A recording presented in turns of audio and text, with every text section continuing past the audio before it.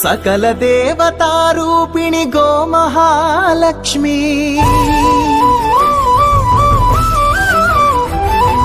సుఖశాంతులు కలిగించే అమృత కరుణాక్షి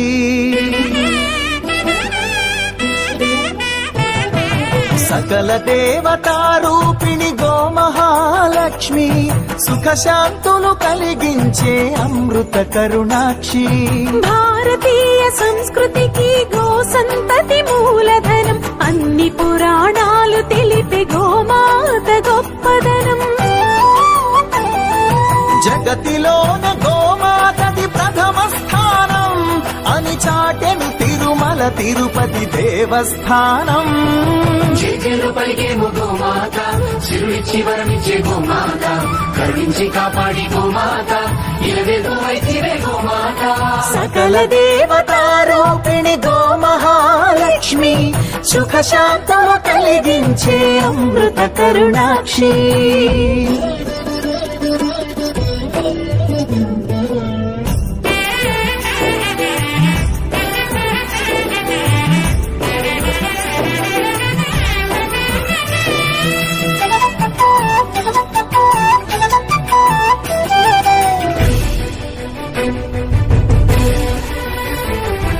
గోవులున్న ప్రదేశం ప్రాణవాయు నివాసం గోవులతో వర్ధిల్లును ప్రకృతి వ్యవసాయం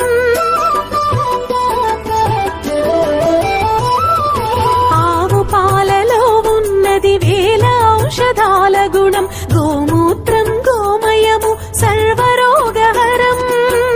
గోవే దిక్కనే నేటి శాస్త్ర విజ్ఞానం గోవుకు మృక్కెరా ప్రతి శాస్త్రం వేదం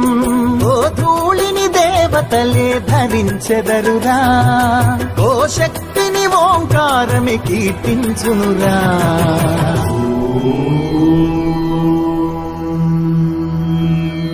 జేజేలు పలికేమో గోమాత శిరుడిచ్చి వరమిచ్చే గోమాత కరుణించి కాపాడి గోమాత ఇలవేదో వైద్యవే గోమాత జగతిలోన గోమాతది ప్రథమ స్థానం అని చాటెను తిరుమల తిరుపతి దేవస్థానం గోమాత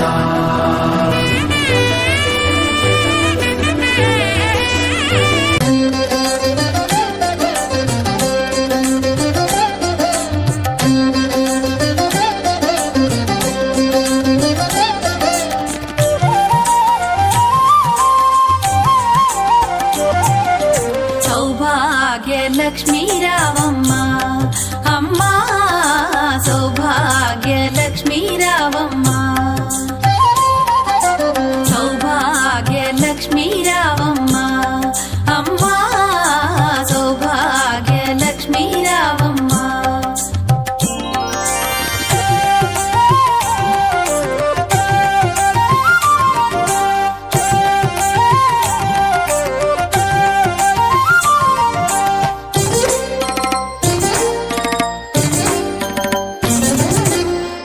కుంకుమార విబింబముగా కన్నుల నిండుగా కాటుక వెలుగా నుదుటి కుంకుమార విబింబముగా కన్నుల నిండుగా కాటుక వెలుగా కాంచనహారము గళమున మెరయగ పీతాంబరముల శోభలు నిండుగా కాంచనహారము గళమున మెరయగ పీతాంబరముల శోభలు నిండగా సౌభాగ్య లక్ష్మీ రావమ్మ అమ్మా సౌభాగ్య లక్ష్మీ రావమ్మ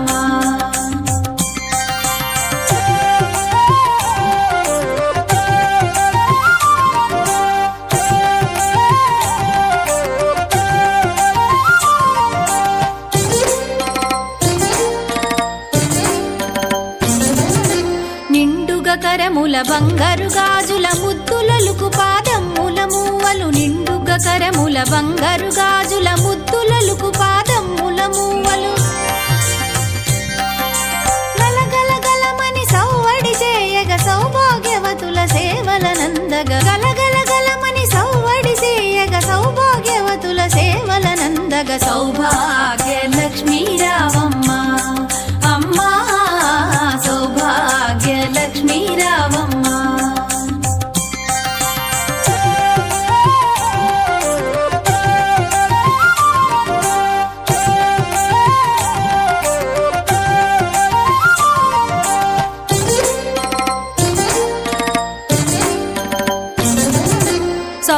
సౌభాగ్యంబుల బంగారు తల్లి పురందర విఠలుని పట్టపురాణి సౌభాగ్యంబుల బంగారు తల్లి పురందర విఠలుని పట్టపురాణి శుక్రవారపు పూజల నందగ సాయం సంధ్యా శుభగడియలలో శుక్రవారపు పూజల నందగ సాయం సంధ్యా శుభగడియలలో సౌభాగ్య లక్ష్మీ రావమ్మ అమ్మా సౌభాగ్య లక్ష్మీ రావమ్మ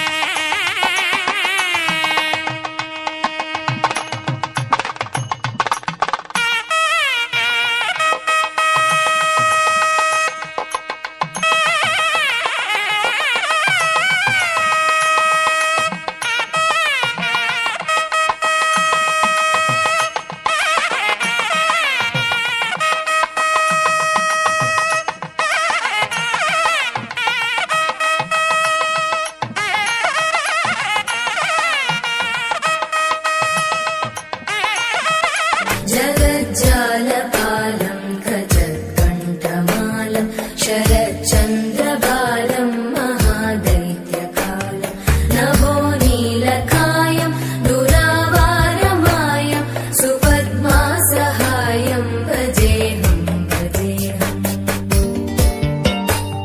सदाम्बोधिवासं गलत्पुष्पहासं जगत्सन्निवासं शतादित्यभासं गदाचक्रशस्त्रं लसत्पीतवस्त्रं हसच्चारुवक्त्रं भजेऽहं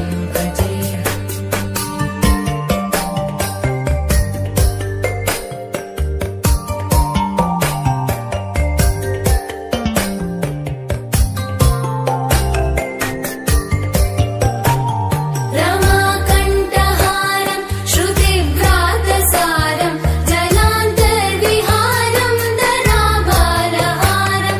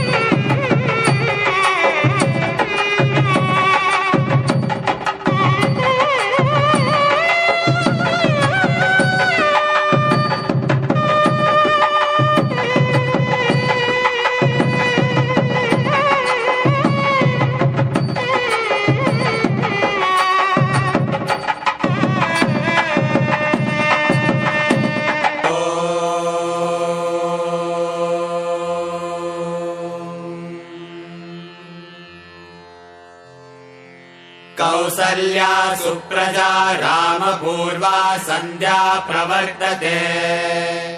उत्तिष्ठ नरसार्दूल कर्तव्यम् दैवमादिकम् कौसल्या सुप्रजा रामपूर्वा सन्ध्या प्रवर्तते उत्तिष्ठ नरसार्दूल कर्तव्यम् दैवमादिकम् उत्तिष्ठोत्तिष्ठ गोविन्द उत्तिष्ठ गरुडध्वज उत्तिष्ठ कमलाकान्त त्रैलोक्यम् मङ्गलम् कुरु उत्तिष्ठोत्तिष्ठ गोविन्द उत्तिष्ठ गरुडध्वज उत्तिष्ठ कमलाकान्त त्रैलोक्यम् मङ्गलम् कुरु मातः समस्त जगताम् मधुकैटभारे वक्षो विहारिणि मनोहर दिव्यमूर्ते श्रीस्वामिनि श्रित जनप्रियदाशशीले श्रीवेङ्कटेश दयिते तव सुप्रभातम् तव सुप्रभातमरविन्दलोचने भवतु प्रसन्नमुखचन्द्रमण्डले विधिशङ्करेन्द्रवनिताभिरर्चिते वृषशैलनाददयिते दयानिधे अत्यादिसप्तर्षयः समुपास्य सन्ध्या आकाश सिन्धु कमलानि मनोहराणि आदाय पादयुगमर्चयितुम् प्रपन्नाः शेषाद्रिशेखर विभो तव सुप्रभातम् पञ्चाननाब्ज भव षण्मुखवासवाद्याः त्रैविक्रमादिचरितम् विबुधास्तुवन्ति भाषापतिः परतिवासर शुद्धिमारात् शेषाद्रिशेखर विभो तव सुप्रभातम् ईषत्प्रफुल्ल सरसीरुह नारिकेल भूगद्रुमादिषु मनोहर पालिकानाम् आवाति मन्दमनिलः सह दिव्यगन्धैः शेषाद्रिशेखर विभो तव सुप्रभातम् उन्मील्य नेत्रयुगमुत्तम पञ्जरस्थाः पात्रावशिष्ट कदली फलपायसानि भुक्त्वा सलीलमतकेलिषुखा पठन्ति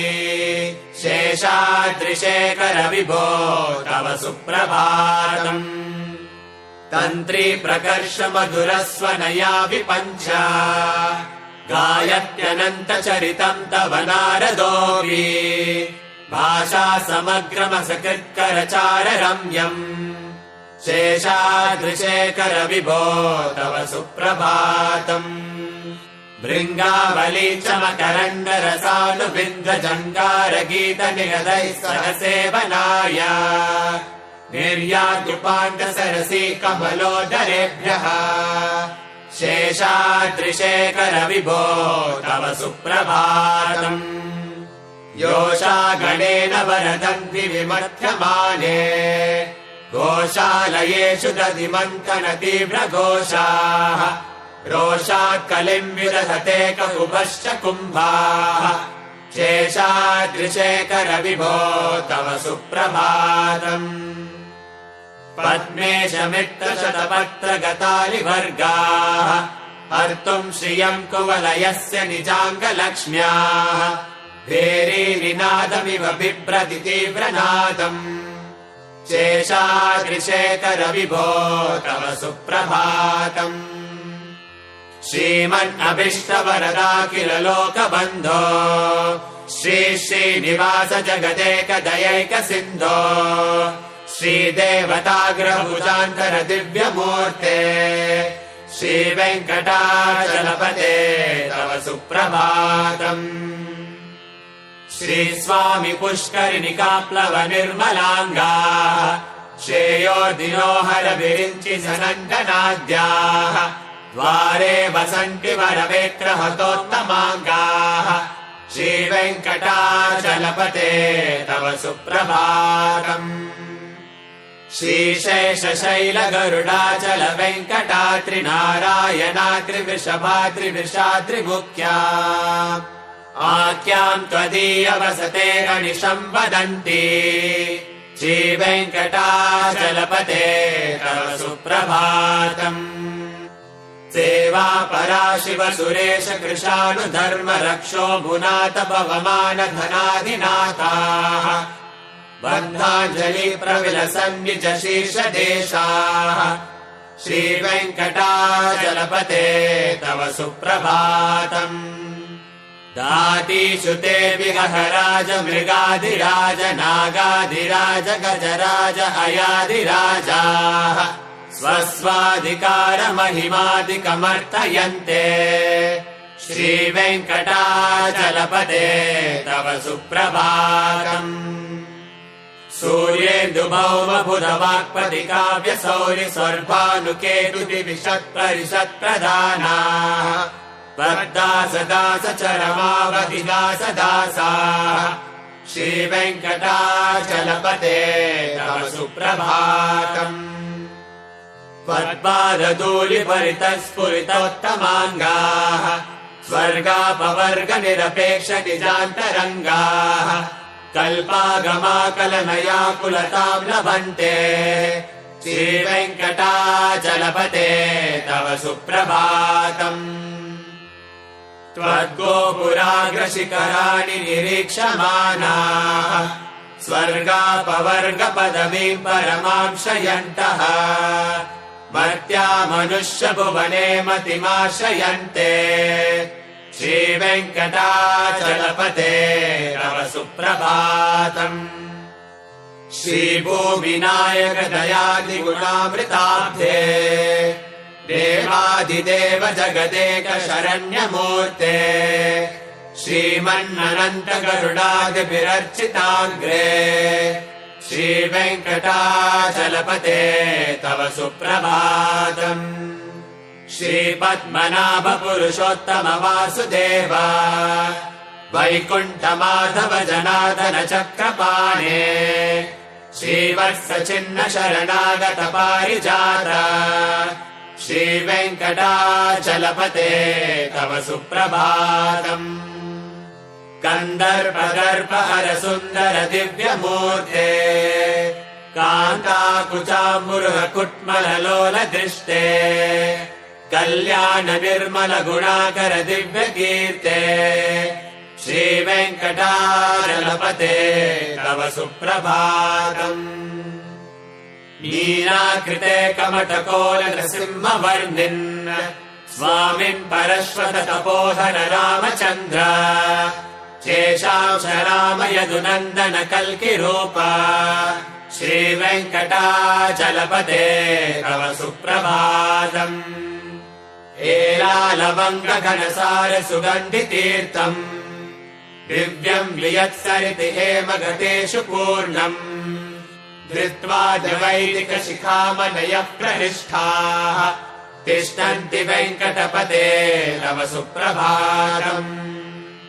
भास्वानुदेति विकचानि सरोरुहानि सम्पूरयन्ति निनदैककुहो विहङ्गाः श्रीवैष्णवा सततमर्थितमङ्गलास्ते